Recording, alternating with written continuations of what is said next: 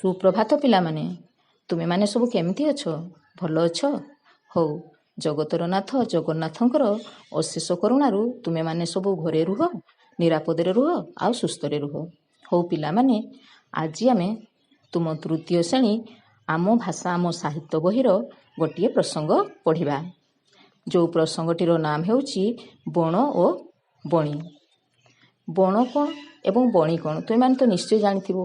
ବଣ ହେଉଛି ଜଙ୍ଗଲ ଆଉ ବଣି ହେଉଛି ଗୋଟିଏ ପକ୍ଷୀ। ଏହି ପ୍ରସଙ୍ଗଟିର ନାମ କାହିଁକି ବଣ ଓ ବଣି ରଖାଯାଇଛି ଏବଂ ବଣ ସହିତ ବଣିର ସମ୍ପର୍କ କ'ଣ ସେ ବିଷୟରେ ତ ନିଶ୍ଚୟ ଜାଣିବ। କିନ୍ତୁ ତା ପୂର୍ବରୁ ପିଲାମାନେ ଆମେ ଏହି ପ୍ରସଙ୍ଗଟିକୁ ଉପଯୁକ୍ତ ସ୍ୱର ଦେଇ ଆବୃତ୍ତି କରିବା।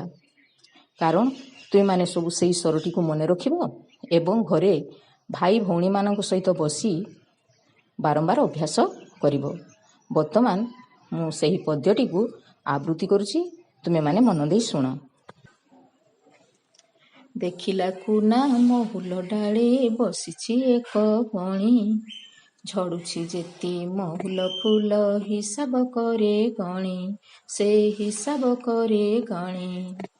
ଡାକିଲାକୁ ନା କିଆଁଲୋ ବଣି, ଡାକିଲାକୁ ନା କିଆଁଲୋ ବଣି, ଘଷୁଛୁ ଥଣ୍ଟ ଡାଳେ ଆମ ପାଶେ ଖାଇବୁ ଯେବେ ମିଠା ପିଜୁଳି ଫାଳେ, ମିଠା ପିଜୁଳି ଫାଳେ। ସୁନାର ଏକ ପଞ୍ଜୁରୀ ଗଢ଼ି ଆଣିବେ ବାପା ମୋର, ମାଠୁ ମାଗି ଦେବିଲୋ ତତେ କଦଳୀ ଛେନା ସର, କଦଳୀ ଛେନା ସର। ସୁନା ଗିନାରେ ଦେବି ମୁଁ ପାଣି, ସୁନା ଗିନାରେ ଦେବି ମୁଁ ପାଣି, ରୂପା ଥାଳିରେ ଭାତ ବୁଲାଇ ନେବି ମେଳାକୁ ତତେ, ଦେଖିବୁ କେତେ ଜାତ, ତୁ ଦେଖିବୁ କେତେ ଜାତ। କହିଲା ବଣି କୁନା ଭାଇନା କହିଲ ସତ ଏକା, ମନରେ ତୁମ ଶରଧା ଥାଉ ନୀତି ହେବ ଦେଖା, ନୀତି ହେବ ଦେଖା। ଗଛରୁ ଗଛ ଉଡ଼ି ଉଡ଼ିକା, ଗଛରୁ ଗଛ ଉଡ଼ି ଉଡ଼ିକା, ପାଉଛି କେତେ ସୁଖ, ଆକାଶେ ଥାଇ ଦେଖଇ ମୁହିଁ ଜହ୍ନ ମାମୁଁର ମୁଖ, ଜହ୍ନ ମାମୁଁର ମୁଖ। ବୁଲୁଛି ଖାଇ ବଣର ଫଳ କେତେ ଯେ ମିଠା କଳି, ଗଛର ଡାଳି ପବନ ତାଳେ ଖେଳଇ ମୁହିଁ ଦଳି, ଖେଳଇ ମୁହିଁ ଦଳି।